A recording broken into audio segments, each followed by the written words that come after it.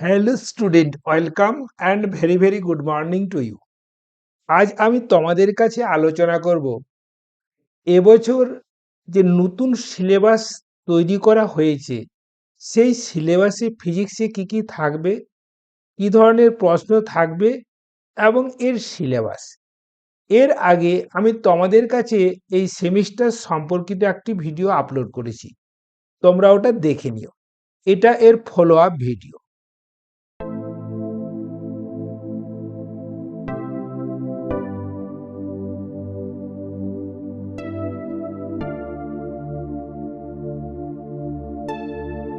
দেখো, ক্লাস 11 এবং 12 দুটোকেই তোমরা জানো দুটো সেমিস্টারে ভাগ করা হয়েছে।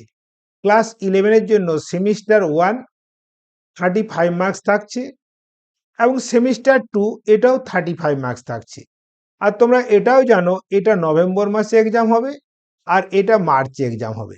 ওকে, এরপরে দেখো ক্লাস 12 যেটা তৃতীয় সেমিস্টার সেটা আবার নভেম্বরে পরীক্ষা হবে, আর যেটা ফোর্থ সেমিস্টার সেটা মার্চে পরীক্ষা হবে। এখন দেখো, এই সেমিস্টার 1 আর সেমিস্টার 3 তোমার যেখানে লিখতে হবে সেটা ওএমআর শিটে লিখতে হবে। ফলে তোমাদের রেজাল্ট এই নভেম্বর মাসে খুব তাড়াতাড়ি বেরোবে, কম্পিউটারাইজ চেকড হবে।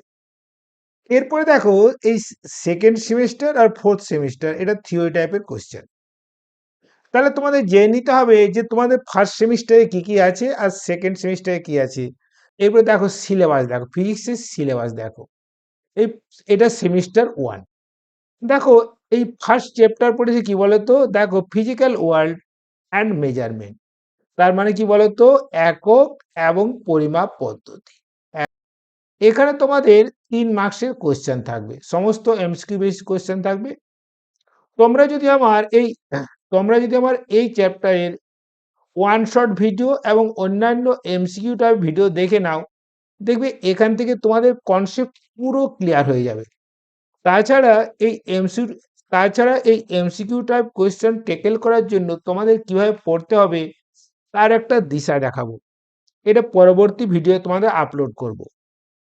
এবার দেখো নেক্সট, দেখো এই স্মৃতিবিজ্ঞান, কাইনেমেটিক্স। এই কাইনেমেটিক্সে আছে দেখো একমাত্রিক গতি আর কি বলতো দ্বিমাত্রিক গতি, আর আরেকটা রয়েছে কি বলতো মোশন ইন প্লেন। এই মোশন ইন প্লেনকে অনেক সময় দ্বিমাত্রিক গতি বলে থাকি। টোটাল মার্কস কত আছে বলতো, 12 মার্কস। তাহলে দেখো এখানে আমরা পড়বো 1D, 2D আর কি বলতো বৃত্তগতি।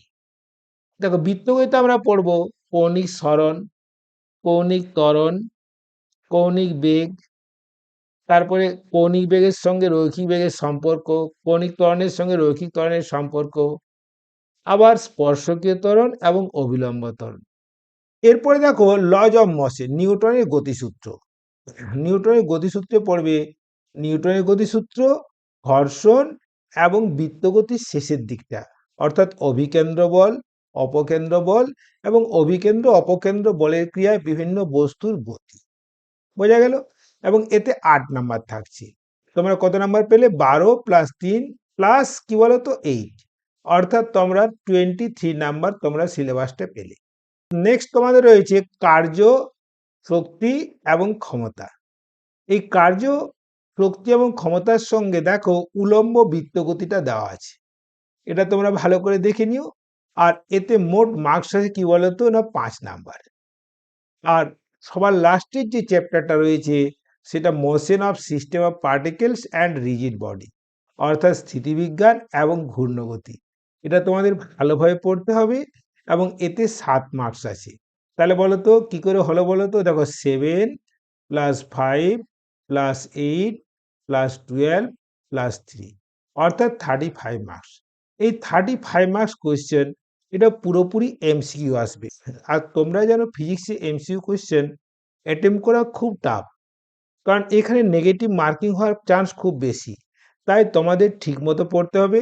আর তোমরা যাতে ভালোভাবে পড়তে পারো তার জন্য আমি প্রতিটি চ্যাপ্টারের উপর এমসিকিউ প্র্যাকটিস এবং ওখান থেকে শর্ট নোট, যে শর্ট নোটের উপর বেস করে তোমাদের কোশ্চেন আসবে সেগুলো তোমাদেরকে দেখাবো।